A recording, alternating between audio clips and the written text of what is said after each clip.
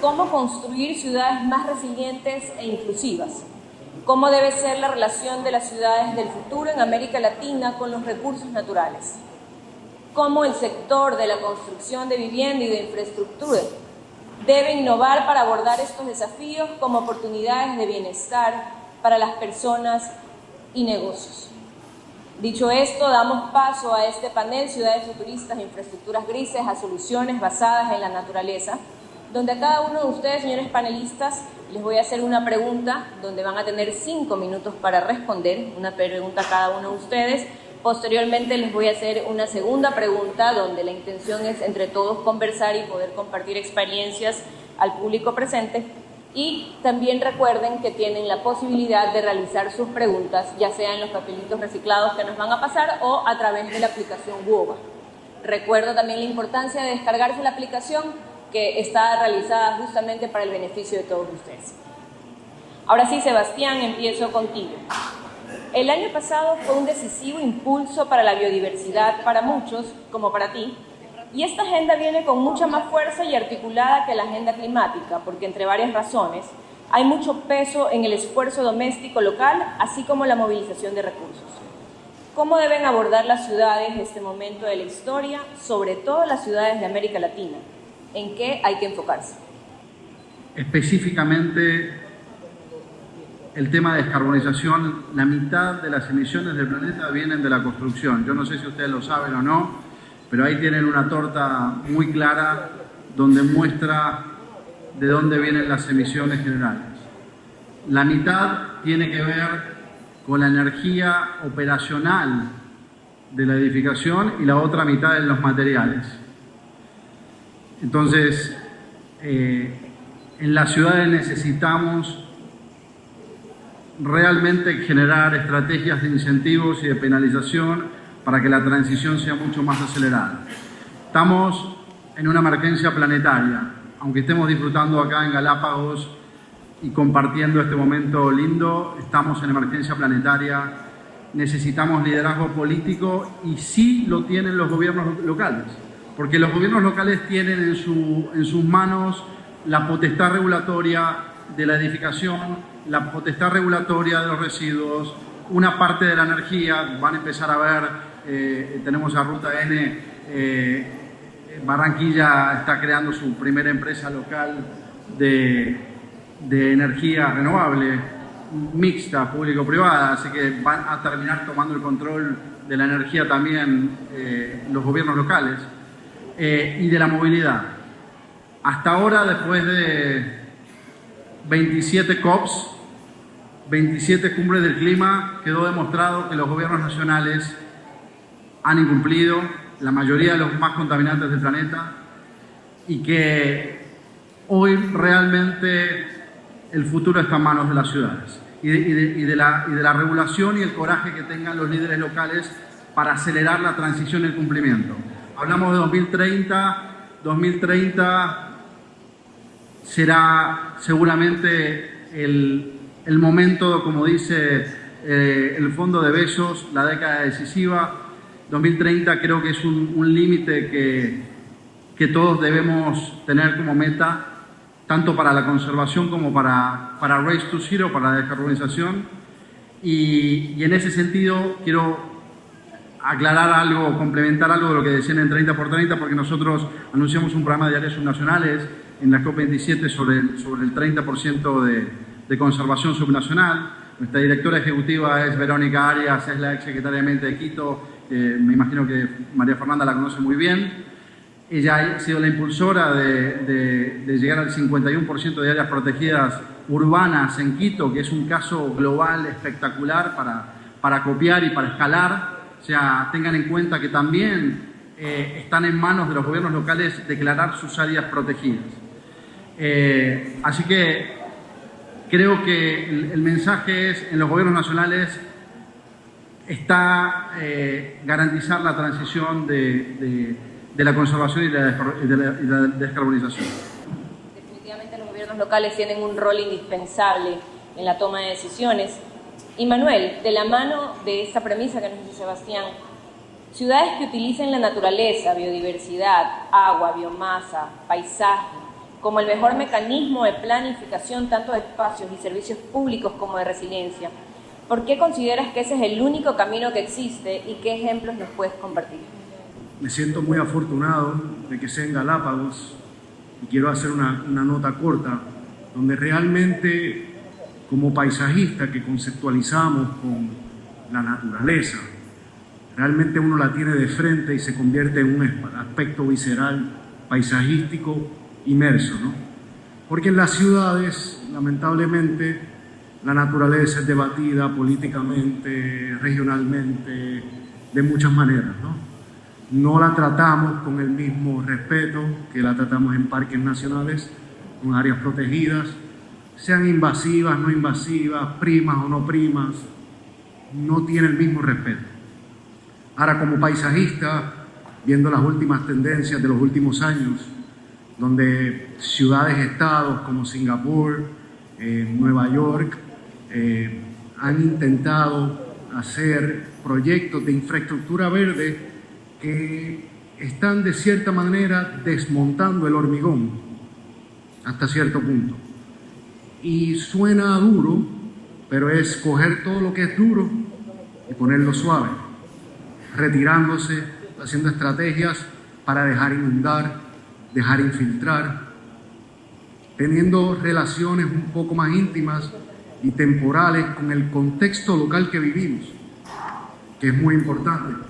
Los isleños aquí, y yo que fui isleño por 17 años, tenemos una condición del tiempo mucho más acelerada que los continentales, donde la relación de la lluvia es inmediata, las temporadas, y afecta totalmente lo que es el paisaje.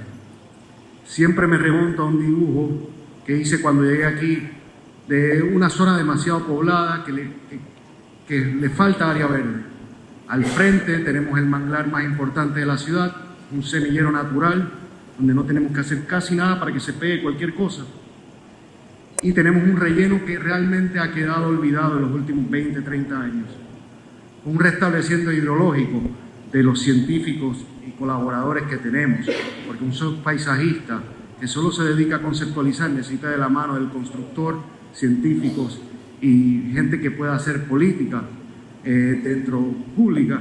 Podemos restablecer esos flujos, canales naturales, no imitando la naturaleza, porque es imposible llegar al Yasuní o llegar a Galápagos, pero quizás creando una relación más íntima ante ese concepto natural y darle ese espacio que realmente es un primer amortiguamiento a la crisis que todos estamos sentados esperando al 30-30, ¿no? Al 2030. Porque tenemos el asiento, el front row seat, como dicen los americanos, pero al no ser tan visceral como el Parque de los Galápagos, no es evidente. No nos tomamos el segundo de observar los 7 pichones, los 15 pájaros comunes que realmente vibran en la ciudad, porque está llena de basura, porque hay ratas, porque hay otro tipo de animal que es una ecología totalmente compleja y diferente a las ecologías que hablamos de reservas naturales como estamos acostumbrados. ¿Es una ciencia un poco más incierta? Sí, pero se lleva trabajando teóricamente y físicamente los últimos 20 a 30 años. Manuel, y coincido contigo, especialmente en el rol de donde estoy ahora, la política pública es indispensable para poder lograr estos objetivos. E Iván, tú representas, eres gerente de políticas públicas en Ruta N, así que cuéntanos cómo Ruta N es una institución referente, ya que a través de su estrategia ciudad ha logrado posicionar a la sostenibilidad como su ventaja competitiva. Cuéntanos cómo lo han logrado y en el camino cuál es el principal error que pedirías que otras ciudades no cometan. Para los que conocen Medellín, digamos que es una ciudad bastante particular, es una ciudad que está ubicada en un valle, es un valle muy estrecho, ¿cierto? Que inicialmente parecía una buena idea ocuparlo, ¿cierto? Pero los crecimientos que ha tenido la ciudad nos empiezan a mostrar que la ocupación de ese valle pues no fue tan buena idea en términos de lo que está sucediendo hoy en términos urbanos, ¿cierto? La ocupación de la alta ladera empezó a generar unas condiciones de contaminación en nuestra ciudad que son bastante importantes y que hoy entonces nos hacen preguntarnos cuál es el modelo de desarrollo que como ciudad queremos, ¿cierto? Eso está agravado pues con unas condiciones climáticas que tenemos por lo menos 2 veces al año, y es que al ser un valle como una especie de olla, la contaminación no alcanza a circular, entonces estamos por lo menos 2 veces al año en emergencia ambiental por las emisiones y porque la ciudad no logra, digamos, con sus condiciones naturales evacuar toda la contaminación que generan las empresas, las personas, los vehículos. Así que, pues un poco esta es la historia de una ciudad que se ha repensado desde unas condiciones adversas y respondiendo un poco la pregunta, entonces, cada una de las ciudades tiene unos retos que son particulares y me atrevo a decir que el primer error que cualquier territorio puede cometer en una lógica de innovación es replicar modelos que funcionaron en otros territorios sin entender, digamos que en esencia, las soluciones tendrían que ser particulares y que son particulares en función de no solo las condiciones físicas, sino por supuesto las condiciones culturales, ¿no? Allí empieza a ser muy importante entonces entender los problemas como problemas sistémicos y así como problemas sistémicos tratar de resolverlos. Y esta ha sido un poco la historia de una ciudad que pues tiene unas condiciones muy adversas, no tiene un puerto marítimo ni fluvial, no tenemos unos recursos naturales importantes, no tenemos buenas autopistas, o por lo menos no las teníamos hasta hace algunos años, y pues no somos la capital del país. Pero la historia empezó a cambiar desde hace más o menos 30, 20 años, digamos. Digo 30 porque yo nunca he creído en que los cambios suceden de una mañana a la otra, ¿no? Que sí que hay procesos que se van acumulando y que van generando transformaciones, aunque evidentemente hay unos hechos que son paradigmáticos, como en el caso de Medellín, la creación de Ruta N, y es una entidad pública que viene pensando los temas de ciencia, tecnología e innovación como herramienta de solución de las necesidades particulares que tiene nuestra ciudad. Y tal vez esta va a ser la palabra, creo yo, que la he escuchado a todos los panelistas anteriores, y hay un poder. Nosotros hablamos de la innovación como un deporte de contacto, ¿no? Y el deporte de contacto es que necesariamente tienes que tocar al otro, necesitas al otro para poder hacer algo, para poder ganar el partido, para poder hacer un buen juego, ¿cierto? Si me preguntan entonces cuál ha sido la clave del éxito de Medellín como ciudad, aunque digamos que yo soy sociólogo y tengo bastantes críticas a esas lógicas de éxito de ciudades, sin embargo creo que Medellín sí que ha evolucionado y sí que ha tenido unos logros importantes en términos de la innovación, y esta es un poco la respuesta de cuál es el motor o cuál es la razón por la cual hemos tenido, digamos, unos avances como sociedad, y es el poder de la inteligencia colectiva, colaborativa, es poder sentar sobre la mesa a los diferentes actores que están en el territorio, y ahí es muy importante, digamos, el rol de las localidades. Tenemos que pensarnos desde lo local, sin desconocer, digamos, el impacto global, pero hace falta sentar y generar verdaderos acuerdos en los territorios, ¿cierto? Medellín ha sido una ciudad que seguro ustedes la han reconocido como una ciudad violenta, una ciudad con unas condiciones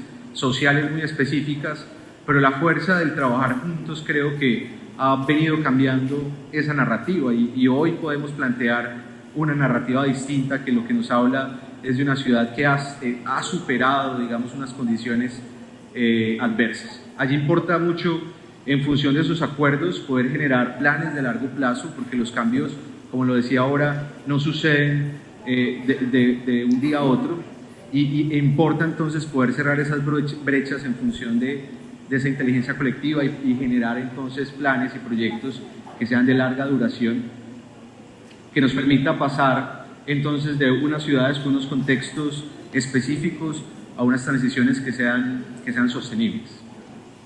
Muchísimas gracias, Iván. Sin duda es algo que vamos a profundizar en la segunda ronda. Y Javier, mucho se habla de los desafíos que tiene la construcción a quien se la ha, entre comillas, acusado de desarrollar poca innovación y ser alta en emisiones de CO2, ya lo decía Sebastián, hay data sobre el tema, sobre todo por el cemento. Por lo tanto, es súper relevante que empresas como la tuya, Javier, quieran poner estos temas sobre la mesa, porque solo así se impulsa, como bien dice Iván, una agenda y visión compartida para la ciudad, pero también para la industria. ¿Cuáles crees que son las más grandes oportunidades del sector de la construcción en los próximos 5 años? ¿Y qué es lo que hay que desaprender para aprender? La problemática es seria, El sector de la construcción, como bien mencionaba, es responsable de la emisión global del CO2 muy cercano al 50%. Un gran porcentaje es de la operación de las edificaciones y otro gran porcentaje viene de los materiales de construcción.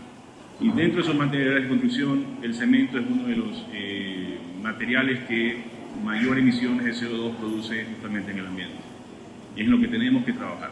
El objetivo justamente es reducir la mayor cantidad posible el tema de contaminación y también las emisiones de CO2.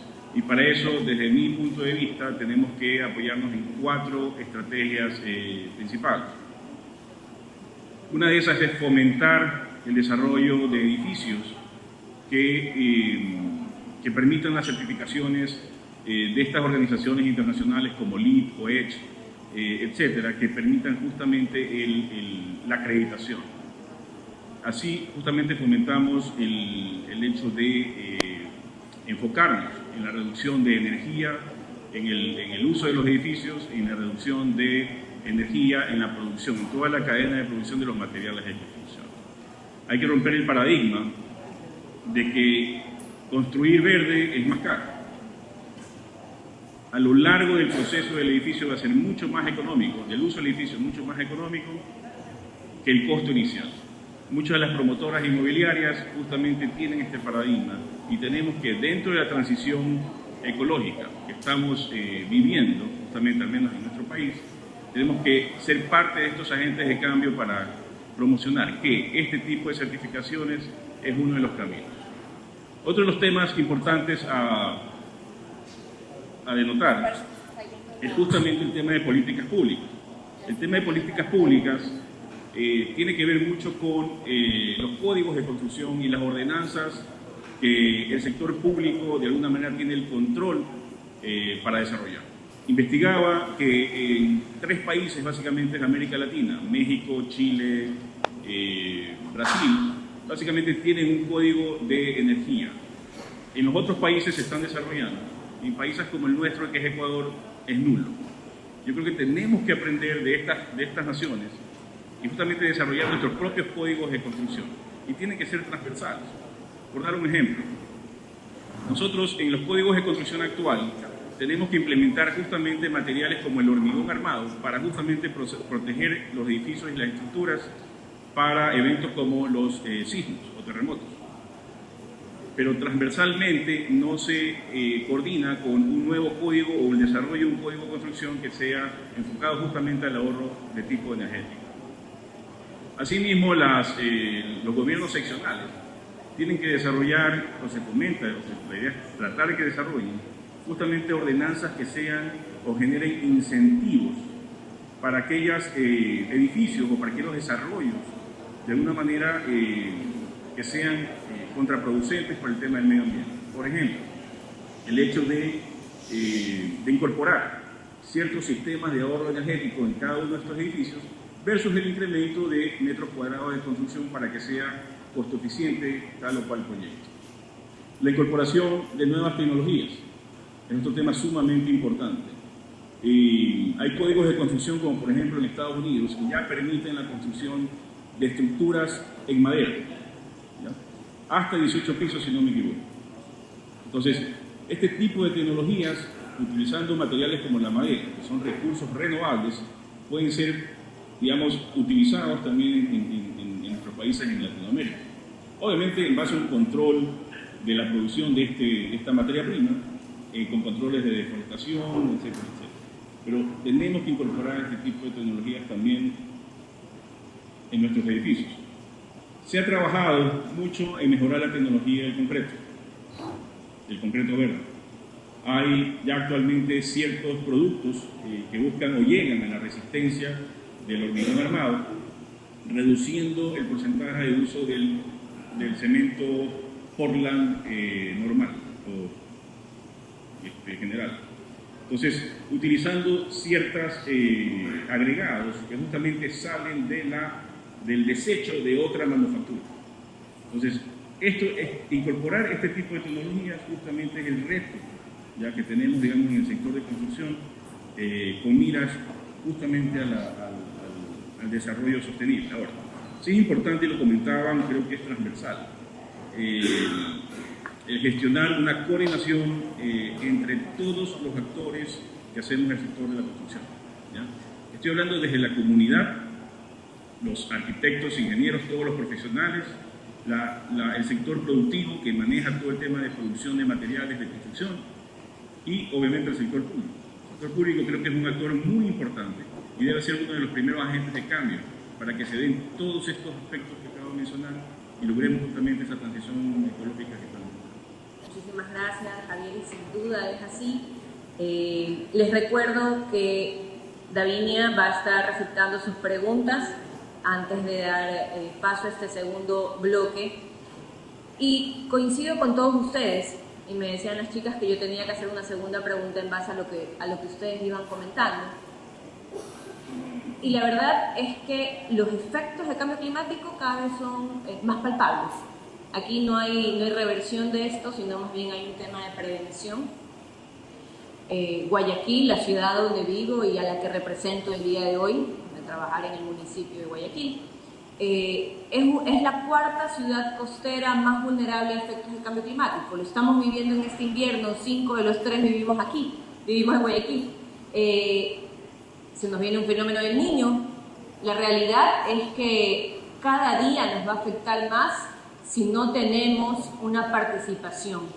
Y ustedes, como agentes de cambio, como líderes y representantes de cada una de sus roles y esferas de trabajo, y ahí les pregunto, ¿qué le hace falta a ciudades como Guayaquil, adicional a lo que nos han dicho, para que la sociedad civil se involucre en la toma de decisiones, para que la empresa privada se empodere de estas soluciones basadas en la naturaleza, para que las autoridades nacionales y locales reconozcan la importancia de la política pública que se tiene que construir?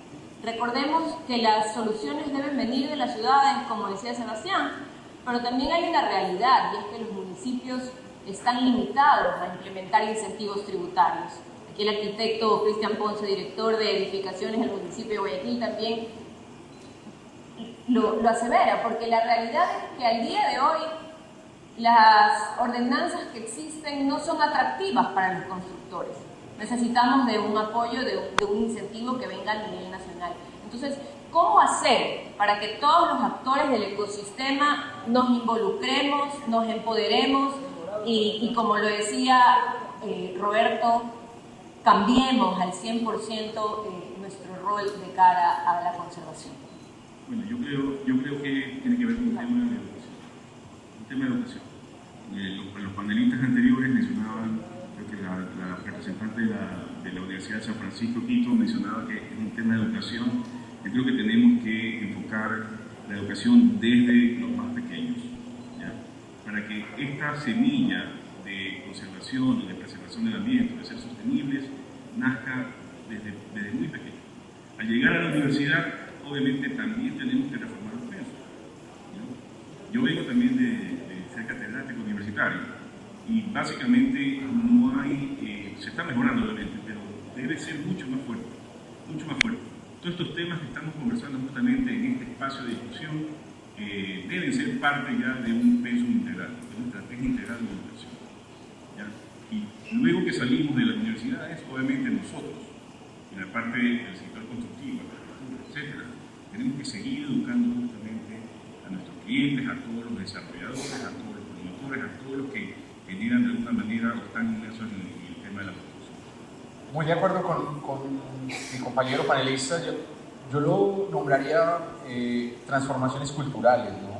Esas transformaciones culturales implican no solo la transformación del sistema educativo, sino de por lo menos la identificación del propósito, del problema que nos convoca a todos. Digamos que hoy las lógicas de política pública y la razón por la cual incluso Ruta N hoy está acá es que hasta hace 3 años Ruta N estaba desarrollando políticas públicas que tenían presión o tenían una intención de fortalecer la tecnología, ¿cierto? De por sí, porque es importante, porque genera empleos y un poco la innovación ha llevado a que los territorios quieran implementar unas estrategias, como tú lo mencionabas, de incentivos muy grandes a la industria en general.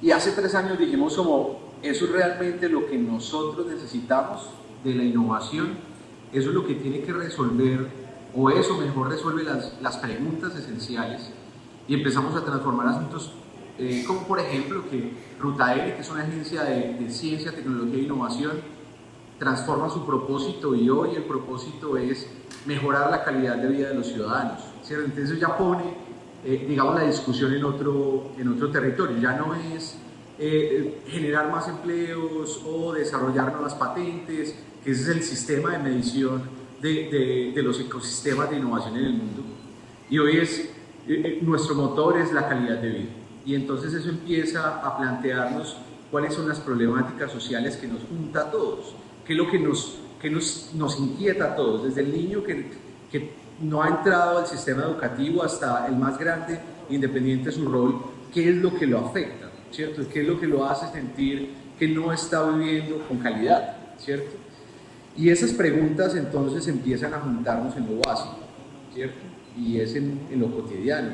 ¿Qué te molesta a vos como ciudadano o qué te está afectando? Y entonces usemos la tecnología y la ciencia, la innovación como herramienta de transformación de ese problema, ¿cierto? Y ese tal vez es el ejercicio más importante que tienen que hacer las ciudades, porque muchas veces generamos políticas públicas que no están conectadas con el problema público, ¿no? Y el problema público, pues es que esa pregunta es muy compleja de responder. ¿Cómo hacemos para...? Es muy difícil de entrada, pero creo que las respuestas reales llegan cuando tenemos claro el problema, ¿cierto? Cuando tenemos, por lo menos nos ponemos de acuerdo en cuál es el asunto problemático de esos territorios, y luego digamos que las metodologías de innovación y la tecnología entonces empezarían a aportar mucho a la consolidación de ese mejoramiento de la calidad de vida de los ciudadanos o de las personas que están en un territorio. Yo voy a tomar 3 puntos. Creo que los eventos culturales, educación y celebrar. Pero no digo de celebrar, de ponerle una estampa y condicionarnos a un cliché cultural, sino hacernos preguntas. Lo voy a hacer a través del paisaje. ¿Qué tiene similar Venecia con Guayaquil? Y no que se estén hundiendo, sino que simplemente la cimentación de ellas fueron bosques de pilotes cortados para que los edificios existan. Siguen preservados ahí, siguen 300 años ahí, 400 años, Guayaquil tiene 300 y están ahí. Han sido las mismas técnicas constructivas, existen, se ven, intangibles, pero hay que celebrar lo que tenemos hasta cierto punto para poder apreciar una nueva historia. El problema que yo creo es que no estamos contando la narrativa correcta, no nos creemos el propio cuento, no hay forma de romper con los paradigmas. Y es algo de volver a observar la naturaleza, el paisaje, la ciudad, con un nuevo lente, quizás un poco menos foráneo, de distancia, sino algo un poco más cercano de intimidad. Es algo que se habla del carbón en todo el tiempo y de buscarle un precio energético.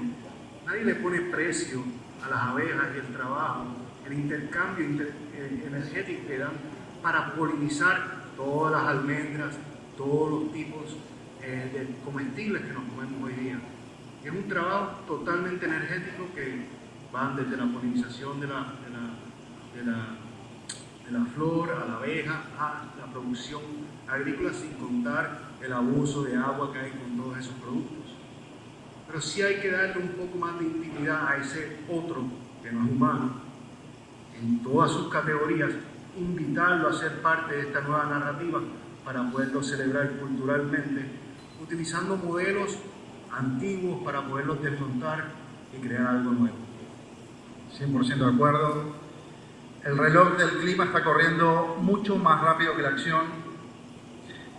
Comparto que hay que enfocarse en el problema, pero hay que enfocarse en el gap de tiempo que tenemos. Y no podemos seguir discutiendo y discutiendo y discutiendo eternamente ni educando a una generación que no va a tener planeta en 20, 30 años. Entonces necesitamos mucho más acción hoy que educación. Les dejo varias, yo me voy a tener que ir en 5 minutos porque tengo mi vuelo. Les dejo varias iniciativas que están pasando y cuando hablamos de la construcción es muy importante porque si la mitad de las emisiones vienen de la construcción sin contar otros aspectos mucho más importantes que tienen que ver obviamente con el modelo económico. Escocia acaba de aprobar la certificación Passive House, que es el más alto estándar energético del planeta en este momento, como mandatorio a partir del 2025. Las municipalidades de Canadá están aprobando incentivos, Austria también, con el CLT, que muy bien lo mencionaba, que es el futuro de la construcción, es la madera, porque la madera cuidada, sin deforestación, de FSC, de bosques renovables, es un storage de carbono y no un asesino climático. Entonces, tenemos un montón de soluciones que están pasando, de liderazgos, de regulaciones que podemos tomar desde otros lugares del mundo, adaptarlos, por supuesto, a las problemáticas locales, pero es clave recuperar y darle valor al capital natural. Cuando hablamos del 30%, está comprobado que aumentar las áreas protegidas al 30% es el equilibrio mientras estamos devastando del otro lado. Entonces, me parece que es clave terminar de definir cuál es el valor, sabemos muy bien cuál es el valor económico de un PBI que no existe, que está terminado, que deberíamos estar hablando de la biocapacidad, que es la capacidad que tienen los países de regenerar sus propios recursos. El Producto Bruto Interno está basado en un crecimiento ilimitado de los países que no existe porque tenemos recursos limitados y porque estamos usando el 75% más de recursos de lo que el planeta puede resistir.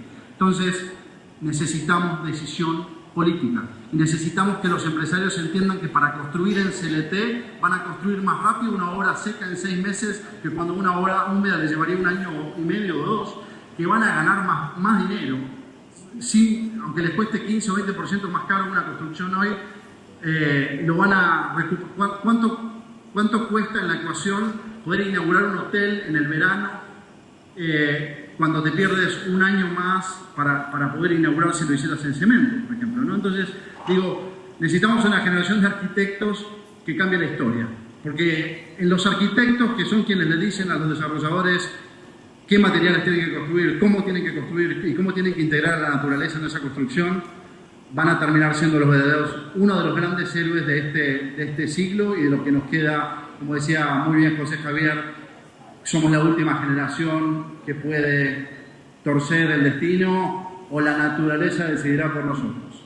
Todos de forma transversal mencionan que la clave es la innovación, pero realmente cómo se adopta esta nueva tecnología. ¿Ustedes consideran que la sociedad, la empresa privada, hasta los gobiernos locales están abiertos a adoptar este tipo de tecnología e innovación? Hubo algo claro que tú dijiste que me gustó mucho, deporte de contacto. Cuando yo daba clase, me di cuenta que trabajar en grupo era 1000 veces mejor que trabajar solitario. Duplicábamos la cantidad de trabajo, duplicábamos la cantidad de investigación y podíamos lograr algo un poco más contundente. Creo que vivimos en un insularismo, producto de muchas factores de la modernidad, pero que nos limitamos al contacto. Y es clave en ciudades que se vacilan un poco más, no de orgullo, pero sino del buen vivir. Tienen más contacto en el exterior que cuando estamos en ciudades que no tienen contacto en el exterior. Es difícil en ciudades amuralladas, los contextos que vivimos en ciertas partes de Latinoamérica, tener ese contacto, pero es viable, es posible tener un poco de exterior dentro de la vida pública para facilitar esa conversación. El problema es cuando estamos tan distantes que no nos estamos hablando, no importa de qué departamento sea, y ese, si no, no va a haber innovación, para mí. Es clave justamente el tema de innovación, es clave, justamente para llegar a las soluciones que necesitamos para revertir los números que estamos viendo desde el punto de vista de contaminación en el sector de la construcción. Conversaba hace un momento con Bianca, ayer básicamente con Bianca, y me comentaba que en el grupo, no sé si en este grupo o en algún grupo del año pasado, existen dentro de los participantes propuestas justamente de innovación de materiales para la construcción o que pueden ser utilizados en construcción que absorben justamente CO2. Entonces, ese tipo de información, justamente como mencionaba Manuel, esta conexión, este tipo de espacio justamente es lo que nos da esa retroalimentación que necesitamos todos los sectores para buscar esas soluciones que permiten dar un paso más adelante hacia el objetivo que queremos lograr. Entonces, esta conectividad justamente es muy importante y creo que es clave el tema de innovación. Bueno, la innovación, aparte de ser un deporte de contacto, también es un ejercicio de acumulación, ¿no? La innovación nos permite equivocarnos y volverlo a intentar. Digamos que es de alguna forma un ejercicio de navegar la incertidumbre y de volver a hacerlo, ¿no? De eso se tratan las metodologías ágiles y es innove rápido, equivóquese rápido y cree una nueva forma, ¿no? Una forma distinta. Al final lo que estás haciendo es acumulando experiencia que te permite, pues, plantear otras vías para el desarrollo, ¿cierto? Y no hay otra salida, y estoy muy de acuerdo en el llamado a la acción, y no hay una salida distinta para los territorios y para las sociedades que hacerlo basado en acuerdos y hacerlo basado en la innovación. Ese es realmente el factor determinante que hoy podemos ver. Ni siquiera es, pues este panel es sobre ciudades futuras y no es una arte adivinatoria, ¿no? Ya tenemos algunas experiencias importantes en el mundo donde los ejercicios de conexión entre actores, y allí tal vez la comunidad, sobre todo para los entes locales, termina siendo muy incómoda, ¿cierto?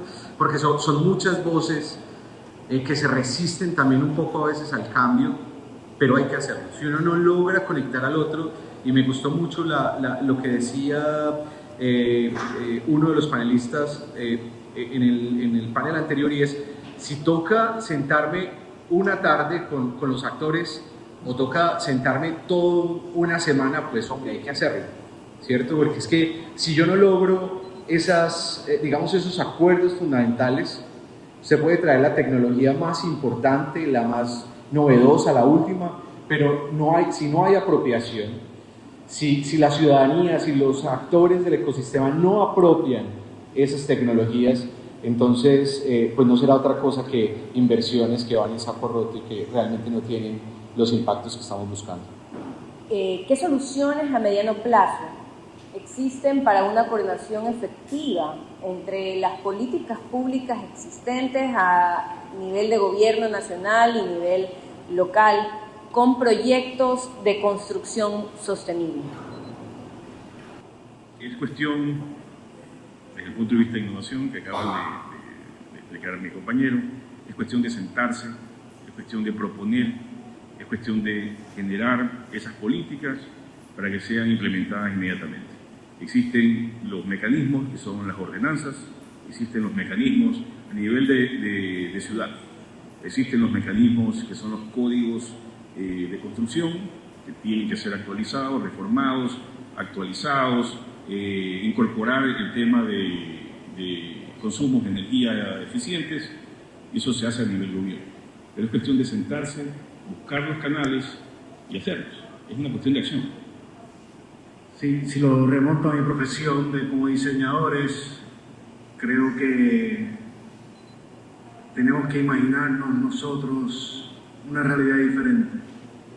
Buscar, de alguna manera, estudiando el contexto, pero imaginarnos todos los días dentro de la academia y dentro de la práctica una realidad diferente.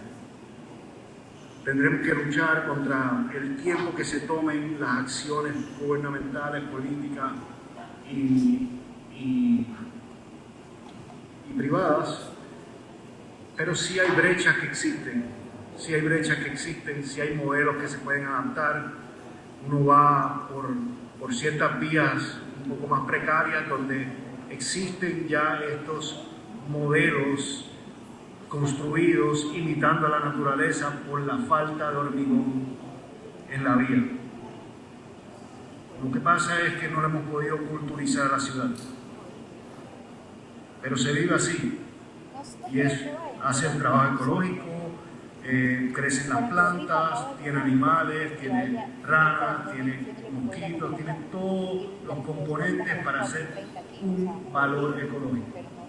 No tiene los monocultivos que tenemos en la ciudad de la misma planta, la misma planta, la misma planta, la misma planta. Cuestión de imaginación.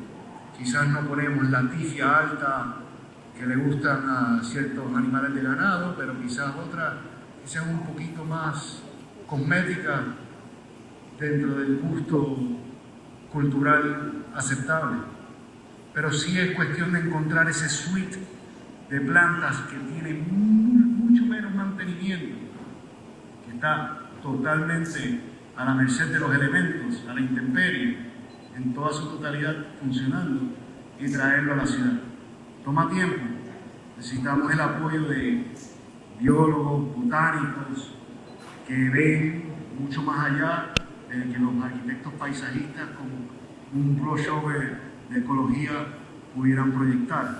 Pero esa colaboración entre la ciencia, algo que usted dijo momentáneamente, aplicar el método científico simplemente en todo lo que hacemos, hipótesis, luego hacer tu caso y volver a equivocarte, sería el proceso de traer una vegetación un poco más resiliente a la ciudad.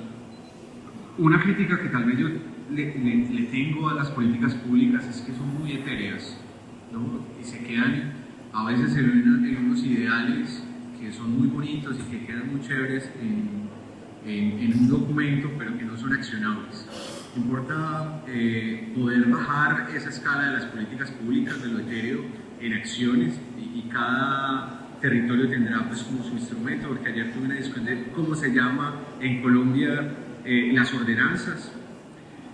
Para nosotros, en este caso, son planes, ¿no? Entonces, una política de CTI luego tiene un plan CTI, y ese plan CTI tiene que tener, digamos, unas acciones de corto, mediano plazo y sobre todo una herramienta de medición del impacto.